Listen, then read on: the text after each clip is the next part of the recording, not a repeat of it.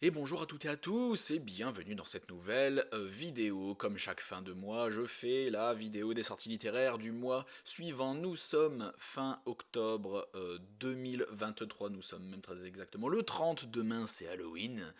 Donc nous faisons la sortie littéraire des sorties de novembre 2023. Et donc, comme d'habitude, pour ceux qui ne me connaissent pas, toujours je précise à chaque fois, euh, moi, j'allais dire, je suis spécialisé.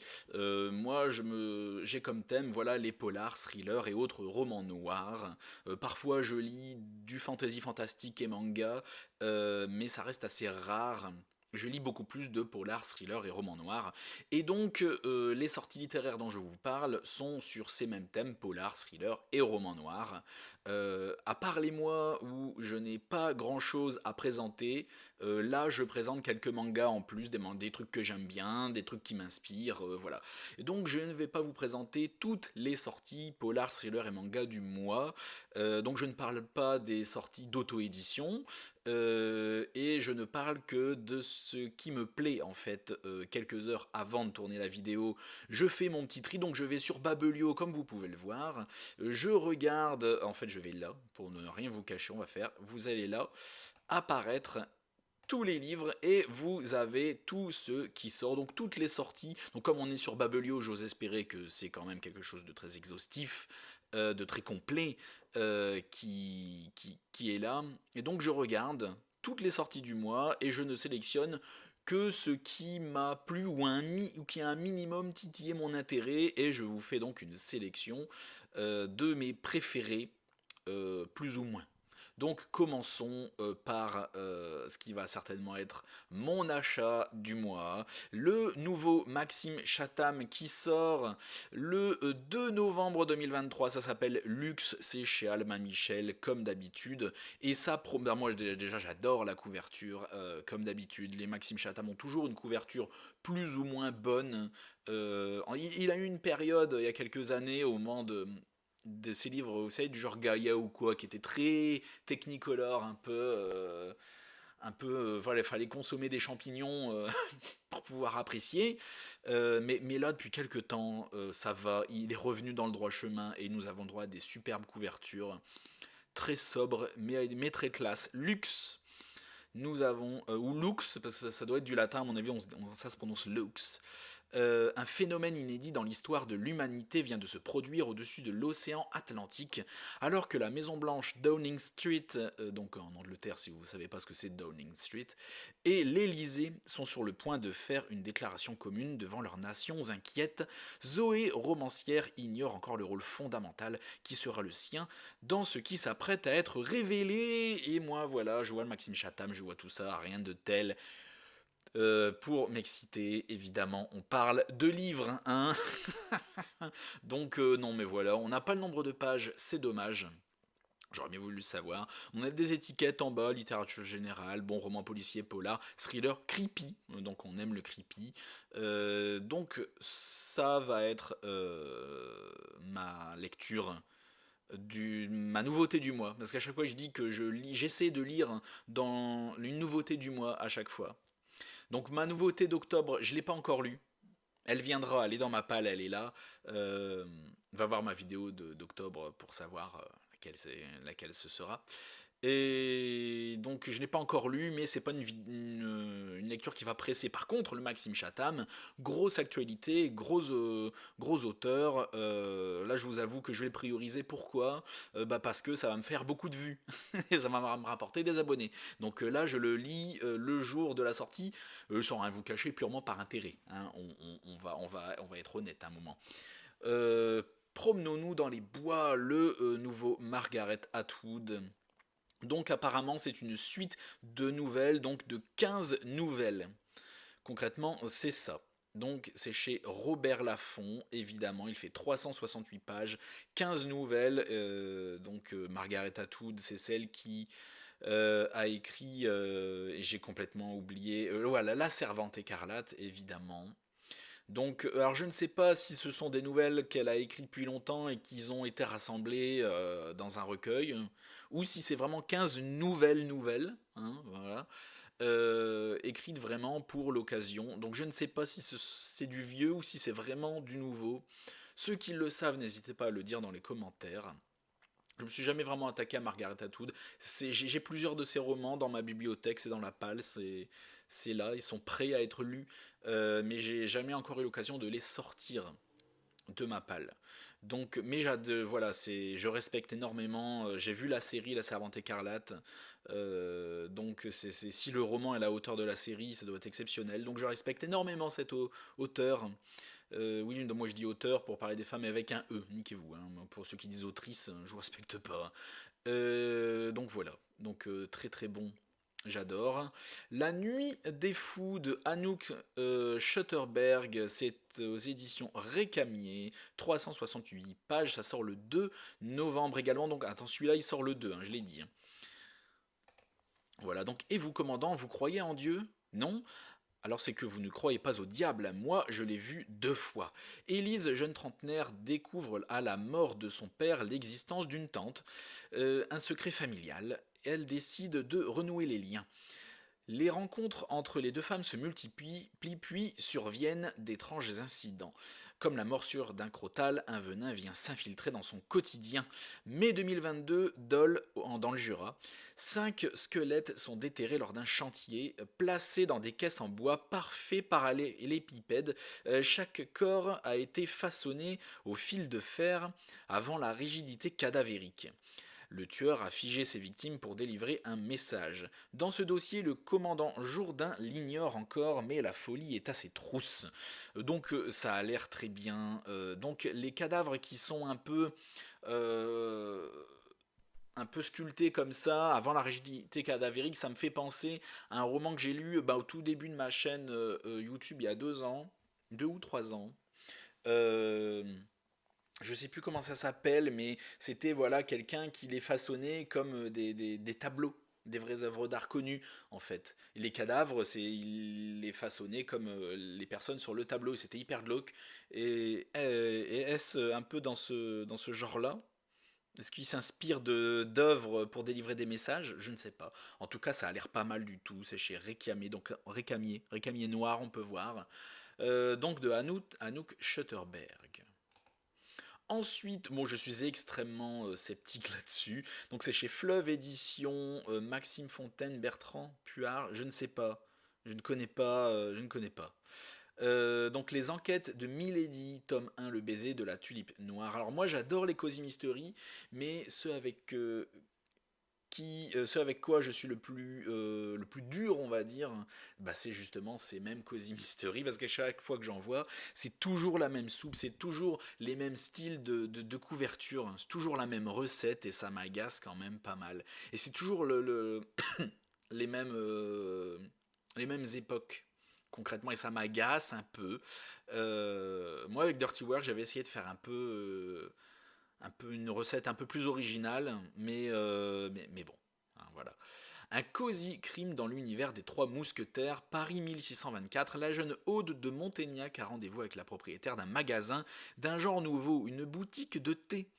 Mais derrière les feuilles et les odeurs enivrantes de cette plante qui vient d'arriver en France, se cache en réalité une femme intrigante, capable de résoudre les mystères les plus épineux et qui utilise le pseudonyme de Milady. Et c'est cette femme que Aude vient rencontrer afin de lever le voile sur les apparitions étranges qui troublent la quiétude du château familial. Bien consciente de l'opportunité de nouer une relation étroite avec une famille qui a ses entrées à la cour, Milady accepte la mission qui, bientôt, va prendre une toute autre dimension quand le corps d'un des cousins de Aude est trouvé sans vie, les lèvres noires et entouré de tulipes tout aussi sombres. Découvrez la première aventure de la série Cozy Crime, blablabla. Donc c'est chez Fleuve, donc moi c'est une maison d'édition que j'aime bien, ils font des choses de qualité, ils ont Franck Tillier chez Fleuve, donc à un moment voilà.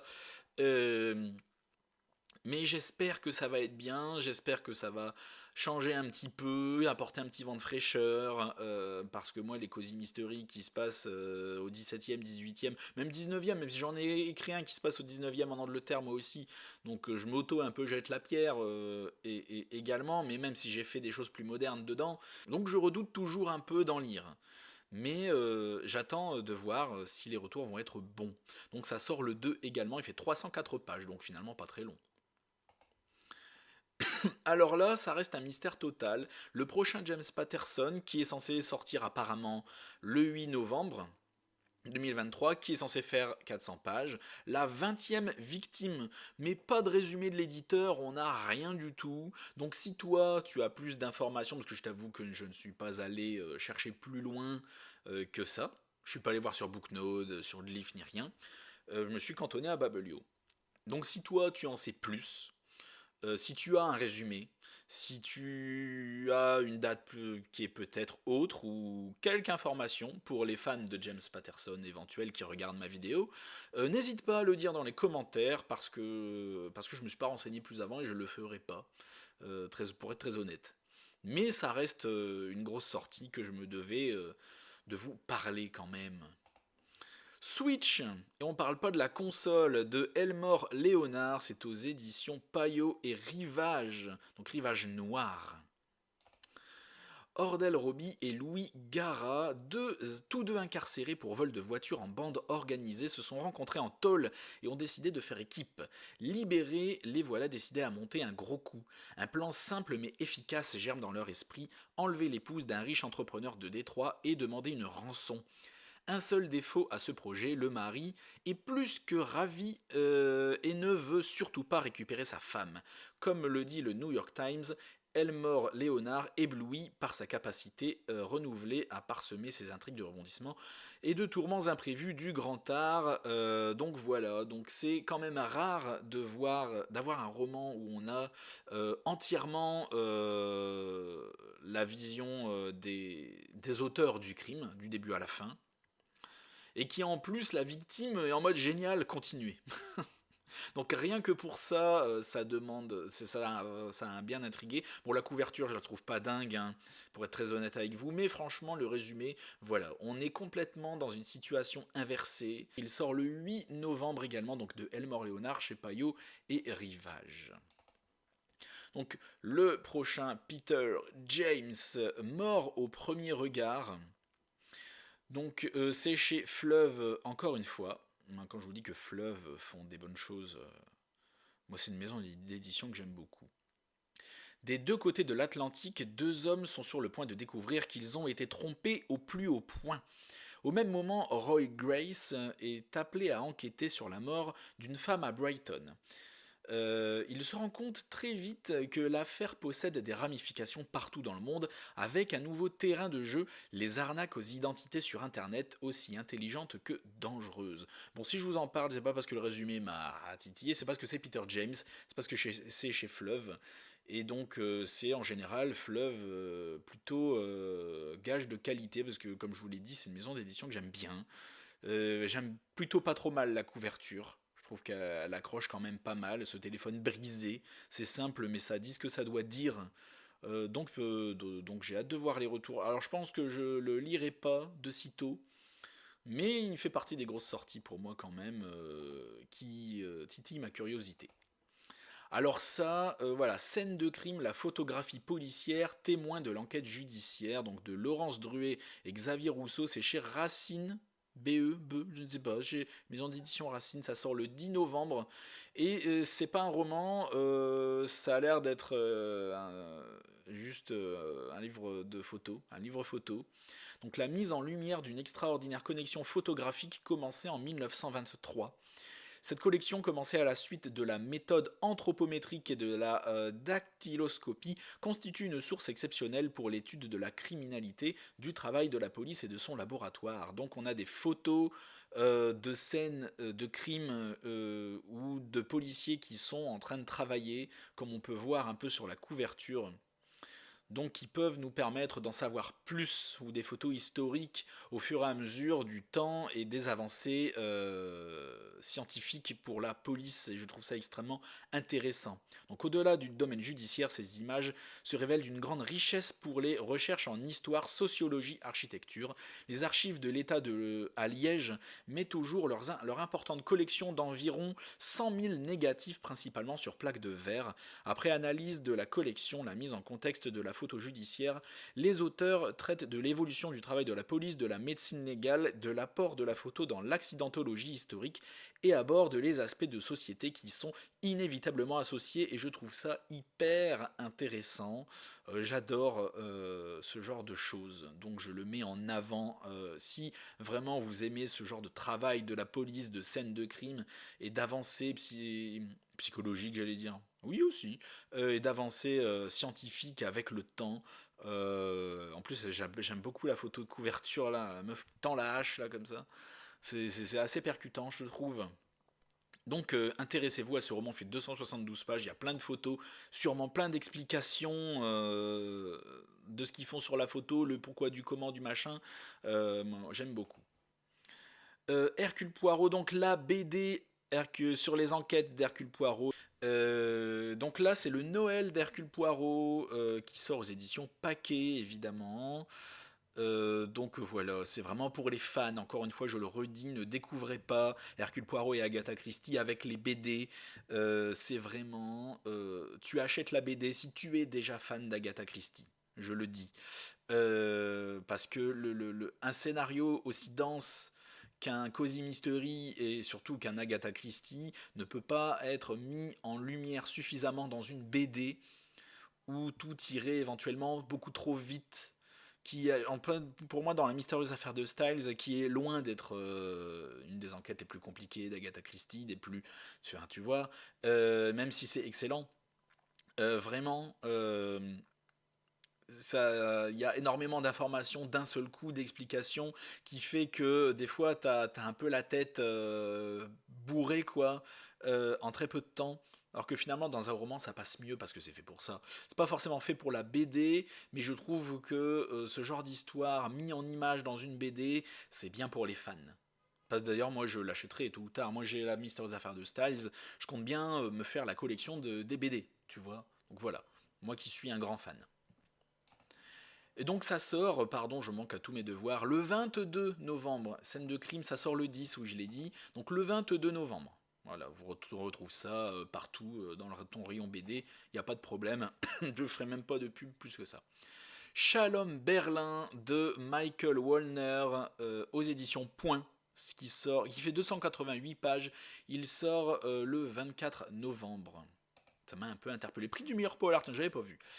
Le commissaire Alain Lieberman est chargé de l'enquête sur la profanation de tombes au cimetière juif de Schönhauser, allée de Berlin.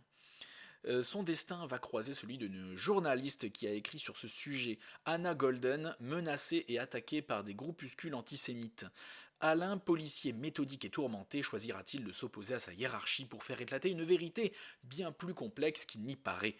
Ensuite, Michael Wollner est né, blablabla, on s'en fout. Donc, moi, j'aime beaucoup ce thème, ce thème allemand, juif, limite Seconde Guerre mondiale, un petit peu extrémiste. Moi, j'aime beaucoup ce thème-là dans les polars et les thrillers, parce que c'est toujours extrêmement percutant, c'est toujours émotionnellement très fort, hein, parce qu'on a toujours l'histoire de la Seconde Guerre mondiale en tête et toutes les atrocités en tête. Et donc, quand t'as même pas démarré le roman, que tu as déjà toute cette histoire-là en tête, et c'est toujours émotionnellement, moi je suis toujours beaucoup plus impliqué dedans, parce que historiquement c'est toujours très fort. Donc c'est pour ça que j'adore lire ce genre de roman. En polar très historique comme ça.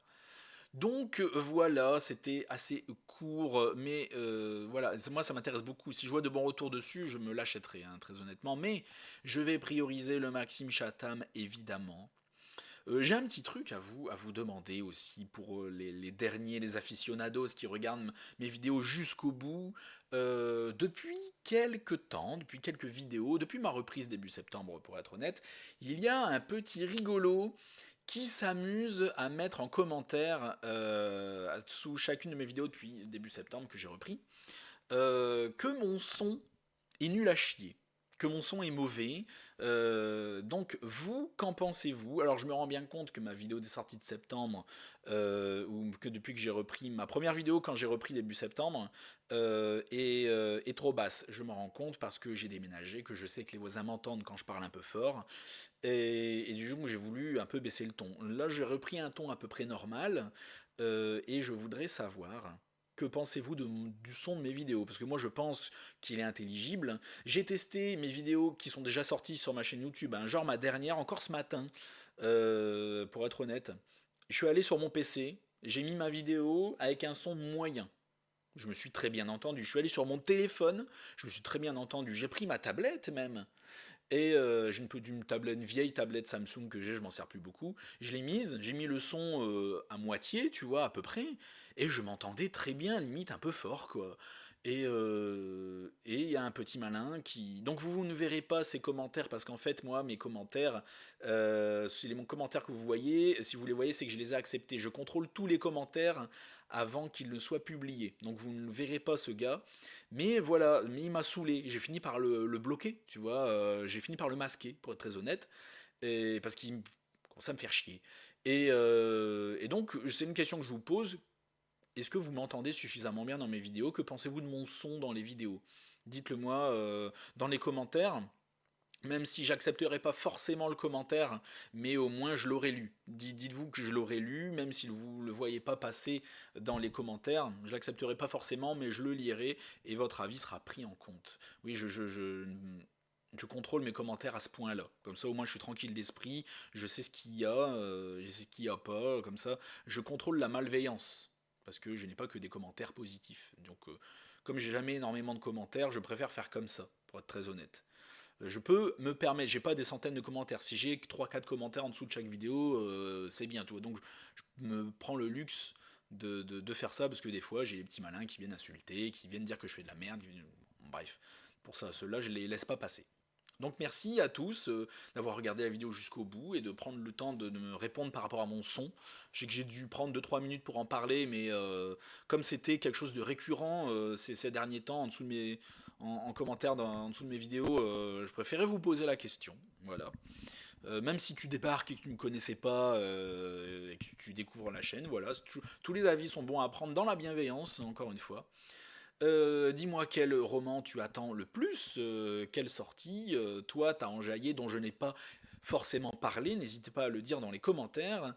Donc normalement, mon prochain retour de lecture ce sera Entretien avec un vampire que je termine de lire là. C'est ma lecture d'Halloween. En attendant la prochaine vidéo, merci à tous et à la prochaine chez Alistair.